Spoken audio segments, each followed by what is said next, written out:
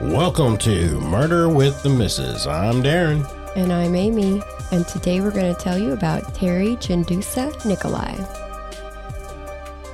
Don't forget to check us out on Spotify, Apple Podcasts, YouTube, Podbean, and Facebook.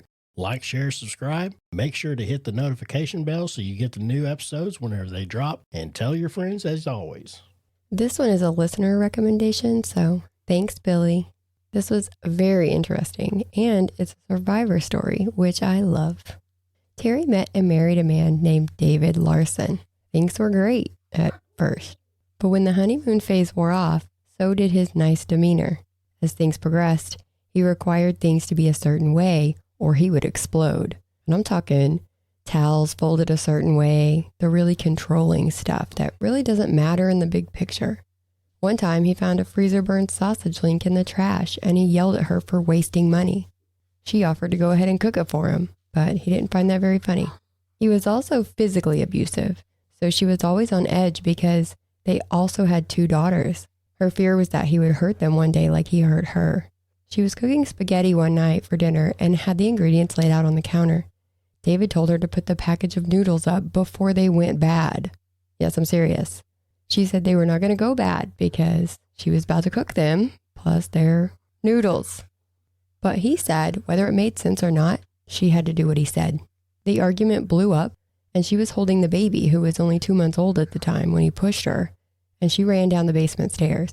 The basement was the only other door in the house that David hadn't put a lock on. She thought to herself, I am 30 years old, sitting in a box in my basement, hiding from my husband. What the hell am I doing? So she decided to take the girls, and they went and stayed at a shelter.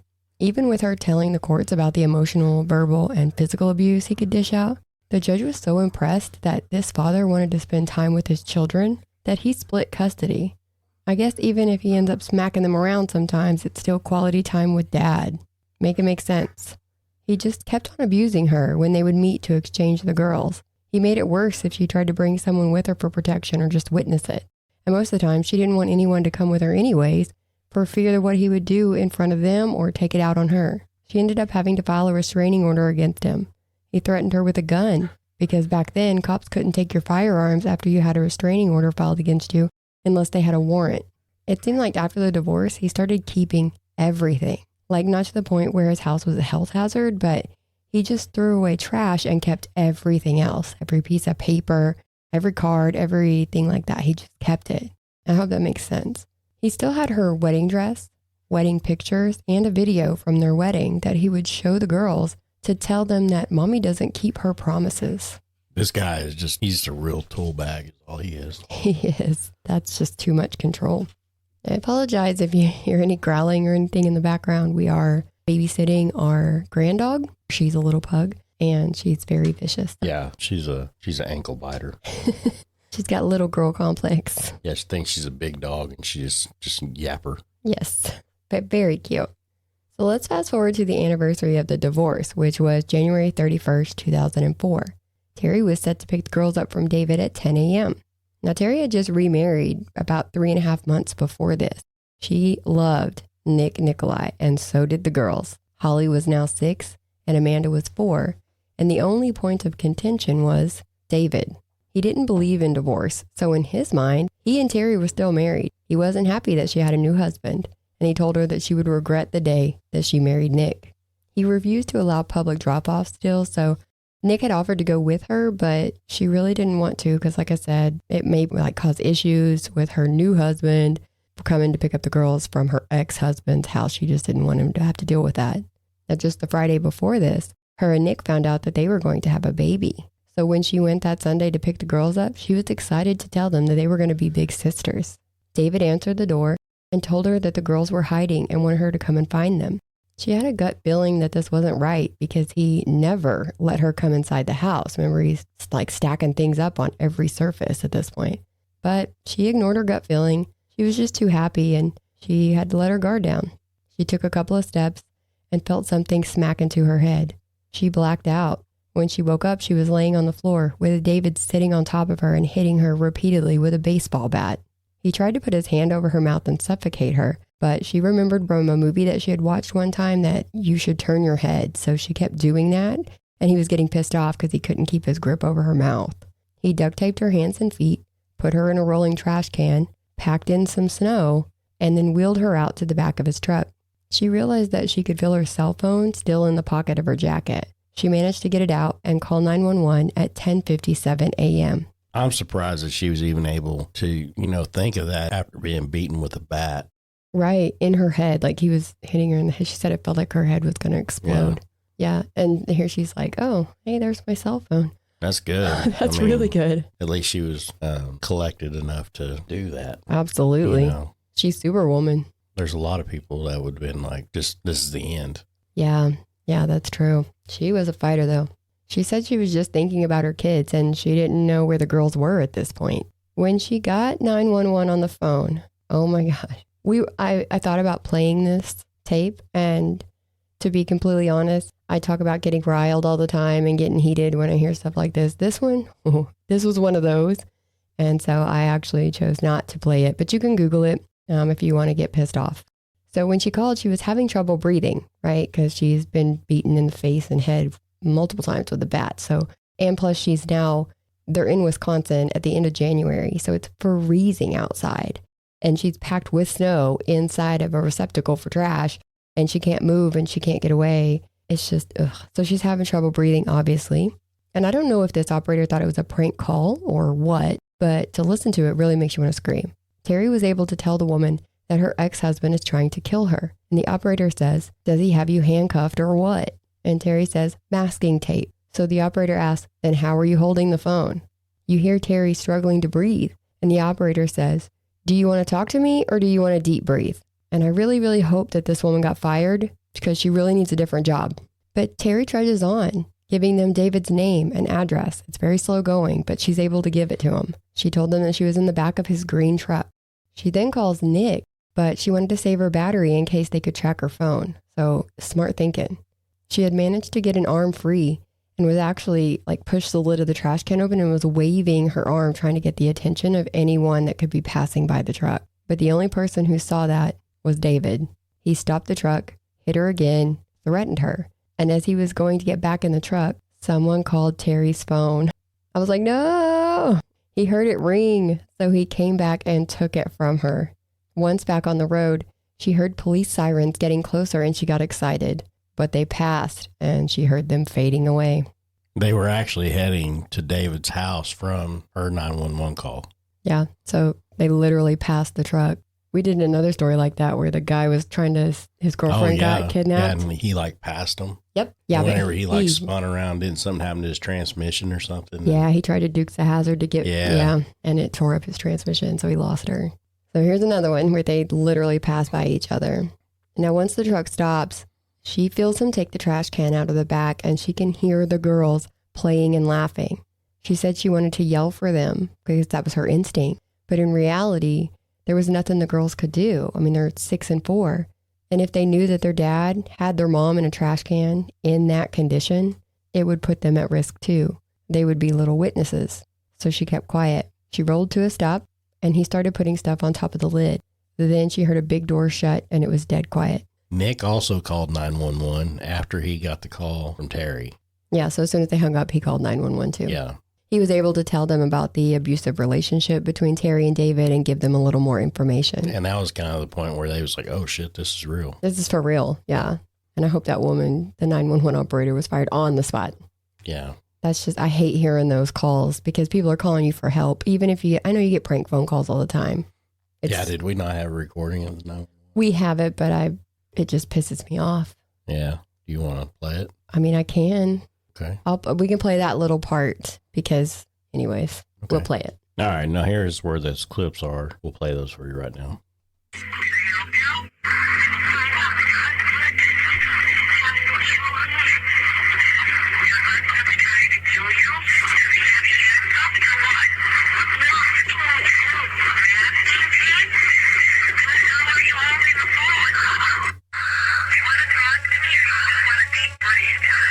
That's the parts that piss me off. Yeah. I mean, she just wasn't really being very professional. No, not at all. At all. I mean, she wasn't really doing her job or showing any kind of worry. Or any kind of want to help her at all. And that's what pisses me off, is because this is your job. And even if, like I said, even if you get prank phone calls all the time, you still need to take everything seriously until you know for sure that it's not. Yeah. You know, that was the whole thing. They was like, well, she wasn't taking it seriously because they thought that it was a prank call. Mm-hmm. It doesn't matter. It's not your judge. It's not your place to judge whether it's what's a prank call or not and everything else. Because, you know, people cry wolf all the time, you know, but you still need to go and see what are the wolf calls and what aren't. Even if somebody calls you and hangs up, you still have to, as an operator, call them back. Yeah. Send somebody there to check on them. Basically verify. I mean, yeah. She was not being very helpful at all. Yeah. And to have somebody who's going through that kind of trauma and pain, just the fact that she was able to call is miraculous. And then to have this woman just be like, you just gonna breathe or what? I mean, oh. Yeah, exactly. Oh. Yeah, she's struggling to breathe. Let her do it. Okay, I digress. Since the cops know that no one knows where the girls are, they are able to legally go into David's house to make sure they weren't in danger. Once inside, they confirmed the girls weren't there, so they issued an Amber Alert with David's truck information. They also issued an APB for Teri's car because it was also not at the house. They pinged both Teri and David's phones and saw that David was in Milwaukee, but was pinged between two towers, and that meant a lot of area to search. And then they lost the signal. Inside the house, they saw a blue plastic garbage can that had a pair of women's black sweatpants inside. There was blood on them and duct tape on the ankle parts of the pant. These match what Nick had told them Teri was wearing that morning. There was a bloody rag in the kitchen sink. There were spatters of blood in the front hall and a big spot of blood in the front hall under a table. Also, a handgun carrying case was found, but no gun was inside. Since they were still waiting on the warrant, they couldn't take anything or test anything, but they also had a missing woman that they know now has been abducted and two kids that they have no clue where they are. So they were looking around for anything that would give them a lead and found a filing cabinet. Inside, they found the divorce decree, which listed several properties in Milwaukee, so they sent cops to each one. While talking to David's neighbors, they found out that David had been seen towing Teri's car earlier that morning. They did find Teri's car near one of those properties in Milwaukee, but no one was in it. Now, David was an air traffic controller at the, I'm going to try to say this, Milwaukee Airport in Wheeling, Illinois. He was supposed to go to work that evening, so they sent the Wheeling police over there, and sure enough, he showed up for work in the green truck like nothing was amiss. Cops even saw the blood in the back of the truck. They immediately confronted him, but they played it cool. They told him Teri was missing, and he wanted to help them in any way that he could. It sounds like he really thought he was getting away with something. Yeah, most of these guys do. They think they're so cocky, you know, because they're so good, that there's no way they would know that he was involved. Yeah. Yeah. He had no idea what all they knew at this point. So they let him tell his story. He made the girls breakfast, got them ready for Teri to pick them up at 10, but she didn't show up. He called his dad and brother, but neither could watch the girls while he went to work, so he left his house at 11:30 and dropped them off with his girlfriend, Svetlana. At least they know where to look for the girls now, and that is where they were. So they took them home to Nick. Cops asked the girls if they had seen their mom that day, and they said no. They asked David if he went to Milwaukee that day, and he said no. And that's when the cops busted his bubble. They said they knew he wasn't home until 11:30 that morning because they had squad cars there at 11:03. They told him that they found her bloody clothes in his house and that she had actually called 911. He had some dark stains on his jeans while they were talking to him, so the cop said right there as he sat in front of them that he had her blood on his jeans. So then he told them a different story. He said Teri was a bitch. In fact, she was in his phone as the bitch. Yeah, we see that a lot, divorce. He said that they had a bad divorce, but he was a good dad. He was putting the girls' homework in their backpacks that morning in the front hall with his back to the door. And suddenly, out of nowhere, Teri was standing behind him with her arms raised over her head, holding a hammer. Oh yeah, and her pants were down around her ankles. Which makes no sense. What the hell? If you're going to try to attack somebody, why would you pull your pants down around your ankles where you can't run or chase them or nothing? Well, this is the thing. this is where his story is all screwed up anyway. He's like, I'm helping my kids putting their homework in their bag in the hallway. I turn around, not I go to the front door. No, that's what he's saying. It was the front hall. So right when you come in the door. Exactly. But either way, his kids are right there. So you're going to tell me that the mom is going to be just pants down with a hammer? That's a believable story. To him, it was, I guess. Yeah, because he never says where the girls were when all this was going down. I mean, in this version, he didn't say where the girls were. But yeah, that doesn't make any sense. If there's a chance your kids are going to come running in. I'm a good dad. I'm a good boy. No, he's not. So there she is, pants around her ankles, arms over her head, holding a hammer. Now, fearing for his life, he reached next to that blue trash can and grabbed a baseball bat and hit her in the face with it. But then it gets blurry. He can't explain why, but he remembers grabbing the duct tape, and he can't remember anything else after that. So he can't tell them where she is now, is what he's saying. Cops took his clothes and personal belongings. In true David fashion, it seemed like he kept every business card he was ever given in his wallet. So as they were going through all of them, they happened upon one for a storage facility. And you could actually see this storage place from David's work.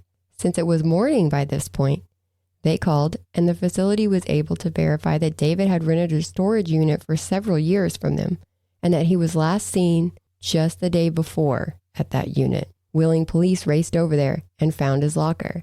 But the storage employee didn't have a key to unlock it. Because that's like a rule. Like if you're renting a storage place, you have the lock and key. That way nobody can come in and get your stuff. Well, that's with any kind of self-storage place. So one of the cops went outside to the car and got a pry bar. They were coming up on 26 hours since this started. And it's cold outside. So cold that it hurt. The cops said that they ran from their car to the buildings when they were going in and out of places because it literally hurt to be outside. So time was of the essence because these were not like climate controlled storage facilities. They were literal like just concrete floors, metal walls. It was just, there's nothing to really protect from the elements when it's that cold. Yeah.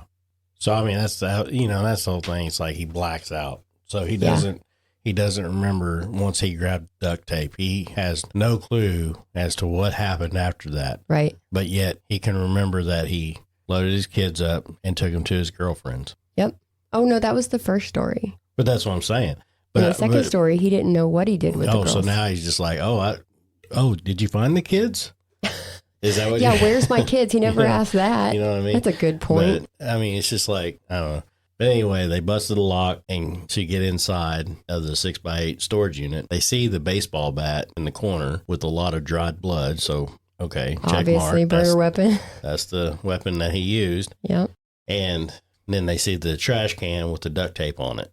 Yeah, so he had put her in this trash can. And it had the boxes piled up on top of it, right? Right. So he put her in the trash can and he duct taped the lid closed. And then when he got her in the building, when she heard him stacking stuff on top, it was actually 3 boxes. And total, they weighed 106 pounds. So they had to be like file boxes or something. Like yeah, I don't know what was in them. Paperwork or something. Well, as much as he kept shit around the house, I'm sure it was. And Teri had actually been able to pry the lid open just a little bit because she was very weak. But she was able to push it up to kind of breathe every once in a while because she had no air in there. But the main struggle at this point for her was trying to stay awake. She was hurt, cold, tired. She just wanted to sleep. But she knew if she went to sleep that she wouldn't wake up. And then she heard the commotion. People. Not David, good people.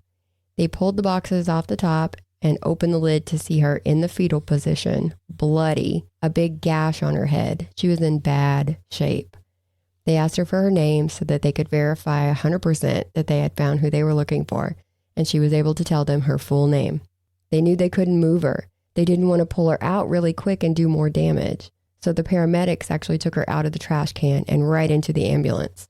The cops, with David, were more than happy to let him know that he was now up shit creek. When she gets to the hospital, she was freaking out. She was worried that he would find her, so the detectives went in and reassured her that David was in custody and that the kids were safe with Nick. He hadn't seen her really outside of the trash can, that detective, so he wasn't sure when he went in what he was seeing, but now she was all laid out on the bed, and he was thinking, good, she had some socks on, because she had black socks on her feet. But that wasn't socks. That was her feet. Her toes were purple and black at this point. And the doctors said she had a core body temperature below 84 degrees. And I looked it up and it said that hypothermia can start setting in at around 95 degrees. So they said she was literally within an hour of death. And that was like the first thing I asked whenever you was going over this one with me and everything. I was like, did she lose any arms, legs, anything like that? And and then you came back and told me. Yeah. They were worried they were going to have to amputate parts of her arms and legs, but luckily they did not. They got to save them.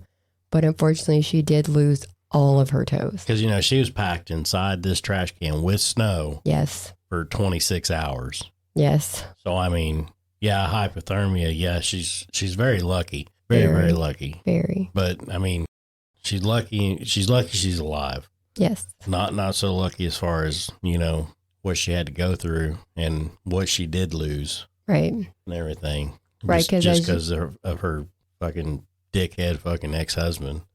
Right. Because unfortunately she also lost the baby. Yes. Yeah. So she lost a lot that day, but... Yeah, I forgot she's pregnant. Yeah. Holy. And like I said, when we were talking about this, her husband, Nick, was very upset when they were talking about amputating things. And, it just like, that makes it 10 times worse for him because now this is a permanent reminder. It's another thing she's going to have to struggle with and overcome. And she was like, oh no, they can have the toes. I'm alive. Yeah. So she lost all of her toes. Mm-hmm. And she was okay with that by this point because she was alive to take care of her kids. But her husband was like, you got to figure something out with her arms. And yeah, he was very adamant. He wanted to make sure she kept as much intact as she could. Yeah. And I don't blame him for that. You don't want anybody who's had this much of a struggle to have to continue to struggle. Yeah, and she would have 10 surgeries, but she was able to make a full recovery. Yep. Which is great. That's amazing. She's now missing toes. Yep. But she's walking fine. At least she's walking and she's... That's right. Yeah. And David was convicted of attempted homicide, kidnapping, and interstate domestic violence since he went from state to state. He got life in prison without the possibility of parole. And he should have also got murder for the baby. For the baby. I agree. But, that's a whole nother topic is fetuses. Doesn't matter. It was a living being. Because then you go into the whole abortion, blah, blah, blah. No, what constitutes a viable human? Well, because, how far along was she, or she just found out? She had just found out she was pregnant. But either way, they did say that she was pregnant. They verified she was pregnant. They verified she miscarried, yes. Exactly. And she wouldn't have if it wasn't for him. Yes. So his lawyers actually brought up in the trial and all this that was going on that it couldn't be proven that what he did caused the miscarriage. They actually went back and got her medical records to see if she had a history of ever having a miscarriage so that they could blame it on something else and not what he did. Whatever. Mm-hmm. He shoved her into a trash can with snow. After he beat her with a bat. She was in hypothermia. Yes. She was almost dead, an hour from death. She's lucky that she was able to stay alive with her body going into shock like that. Exactly. Basically, she did everything she could. Oh, yeah. Yeah, she fought for sure. She's a smart cookie, this one. Yeah. And for him to have his lawyers fight. Yeah, so they fought for that. So that's probably why he wasn't charged. It might have been part of the thing. Well, at least he got life in prison, though. He did. And he did fight that because he was tried in both federal and state courts. So he tried to claim that was double jeopardy. And he said that them going to his house that day and going inside was illegal. But the judge shut that shit down. He said that state and federal courts are separate. So there's no double jeopardy. And that they were legally allowed to enter his house when there was a question of the welfare of the girls. Also, that them entering the house had nothing to do with the crime that he committed. He had still committed the crime. The only thing that they got out of that house was proof of the crime that had happened there and evidence to help them find her. So the crime was already committed. She was already in storage. It was just dumb. Yeah, because you even said whenever they went into the house, basically, it was more like a wellness check. Wellness, yes. It was more like a wellness check. Yes, 100%. And everything. And so they have every right to go inside. 100% they Whenever do. something like that. So they was checking on the wellness of those two kids. Right. And so they have every right to go inside. So if I'm somewhere and you're wondering if I'm okay, you can actually send police out to make sure that I'm doing okay. That's right. And they can knock on my door and I don't have to answer the door. And then they can come right in 100% without my permission. Their job is to protect you. And if you're in danger, they have to come in there and do that. Yeah. And I mean, so the whole thing is they did that and they went in. And that's whenever they found all the evidence. All that evidence. Mm-hmm. And he kept harassing her from prison. Like even when he was in prison, he would call her all the time and tell her that he wanted her to bring the girls to see him. No thanks. But the girls are now grown and married themselves, so they make their own choice to refuse to go see him. It seems that day he had turned a movie on in the bedroom and locked the girls inside while he waited for and then attacked Teri. So they were actually there and with him the entire time. And Teri has been an advocate for domestic violence since this happened. She does loads of interviews, speaks at colleges, and helps pass laws. She did win a civil suit for around $3 million. Nick and the girls were also awarded money. They know they'll never see that money, but it was about the principle of it, never about that money. And here is some more good news. Is a few years after this whole ordeal, Teri and Nick had a baby boy. They did. They got to have a baby. Yep. And he's fine and doing great, and she's fine and doing great. Everybody's good. Yep. Yeah. And fuck David. Yep. David, he's rotting away in prison. Yay. My favorite thing that she said is that she is not a victim. She is a survivor. Absolutely. David is the victim. He tried to take her life and ended up ending his own. Oh, the irony. Yeah. So she's like, he victimized himself. Yeah. No kidding. I mean, it came down to being a jealous ex-husband. Who's still being a dick to this day. Like he still thinks that he did nothing wrong. He's so stupid. Yeah. If you or someone you know is the victim of domestic abuse and need help, you can call 800-799-7233 anytime, 24/7, or text the word BEGIN to 88788. All right. Well, that's it for this one. Make sure you guys catch us on the next one. Bye.